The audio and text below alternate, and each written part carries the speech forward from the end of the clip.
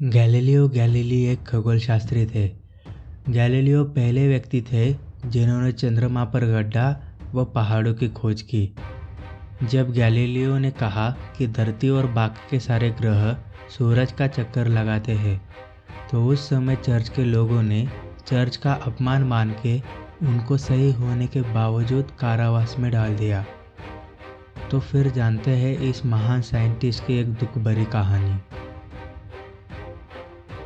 इस महान विचारक का जन्म आधुनिक इटली के पिसा शहर में एक संगीतज्ञ परिवार में हुआ।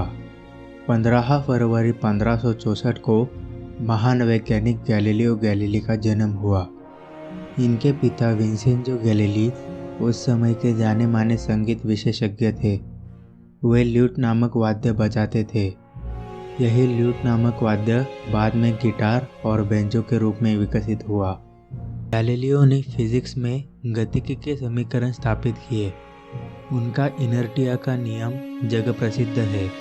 उन्होंने पिसा की मीनार के अपने प्रयोग द्वारा सिद्ध किया कि वस्तुओं के गिरने की गति उनके द्रव्यमान पर निर्भर नहीं करती। गैलीलियो गैलीली के बारे में बहुत कम लोग जानते हैं कि खगोल विज्ञानी के अलावा वो एक कुशल गणितज्ञ, भौतिकविद और दार्शनिक थे, जिसने यूरोप की वैज्ञानिक क्रांति में महत्वपूर्ण योगदान दिया। इसीलिए गैलीलियो गैलीली को फादर ऑफ मॉडर्न एस्ट्रोनॉमी और फादर ऑफ मॉडर्न फिजिक्स के रूप से भी संबोधित किया जाता है।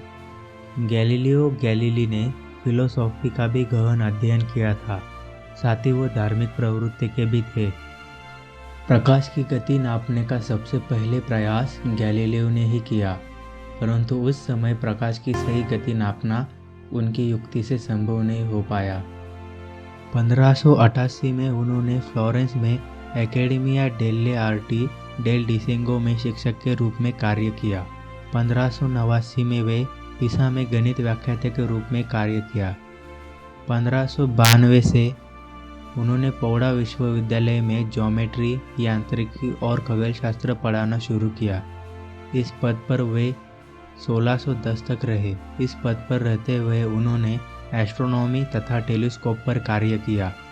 सन 1608 और 9 में गैलीलियो गैलीली को दूरबीन के बारे में पता चला, जिसका हॉलैंड में आविष्कार हो चुका था।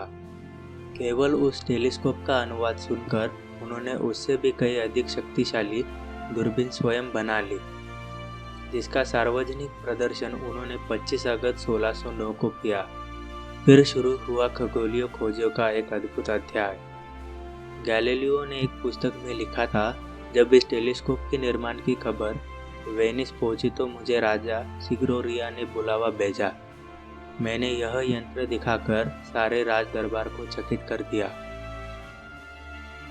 बहुत से महान व्यक्ति इस टेलीस्कोप को लेकर वेनिस के चर्च की सबसे ऊंची टॉवर पर चढ़ गए और उन्होंने जहाज़ों को देखा।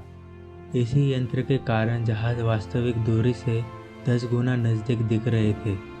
इसी टेलीस्कोप की सहायता से गैलीलियो ने जुपिटर के 4 चांद का पता लगाया और सिद्ध किया कि आकाशगंगा बहुत से तारों से मिलकर बनी है।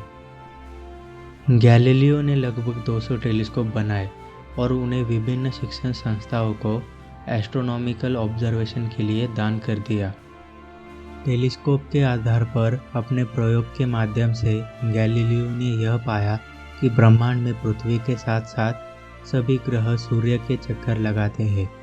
उस समय तक यह सर्वसामान्य सिद्धांत था कि ब्रह्मांड के केंद्र में पृथ्वी है और सूर्य और चंद्रमा और बाकी के सभी ग्रह लगातार पृथ्वी के चक्कर लगाते हैं। इस मान्यता को उस समय धर्माचार्यों का समर्थन था। जब गैलीलियो ने यह सिद्धांत सार्वजनिक किया तो चर्च ने इसी अपनी अवज्ञा माना और इस अवज्ञा के लिए गैलीलियो को चर्च की ओर से कारावास की सजा सुनाई गई। वर्ष 1633 69 वर्षीय वृद्ध गैलीलियो को चर्च की ओर से यह आदेश दिया गया कि वे सार्वजनिक तौर पर माफ़ी मांगते हुए यह कहे कि धार्मिक मान्यताओं के विरुद्ध दिए गए उनके सिद्धांत उनके जीवन की सबसे बड़ी भूल थी, जिसके लिए वे शर्मिंदा है। उन्होंने ऐसा ही किया, परंतु इसके बाद भी उन्हें कारावास में डाल दिया गया। उनका स्वास्थ्य लगातार बिगड़ता रहा और इसी के चलते कारावास की सज़ा गृह कैद में बदल दी। अपने जीवन के अंतिम 8 साल उन्हें घर में ही नज़रबंद कर दिया गया।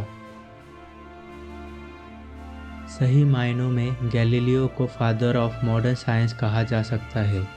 गैलीलियो टेलीस्कोप के आविष्कार के कारण दुनिया में प्रसिद्ध हुए। वह पहले व्यक्ति थे जिन्होंने जुपिटर के ग्रह के 4 चंद्रमाओं को पता लगाया था।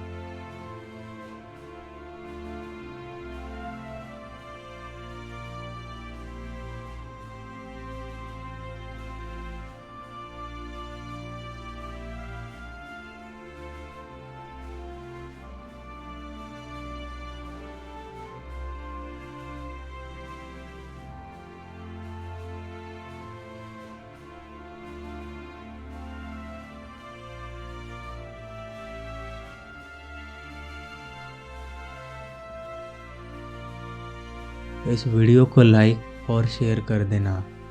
हिस्ट्री और साइंस से रिलेटेड वीडियोज़ के लिए चैनल को सब्सक्राइब कर देना।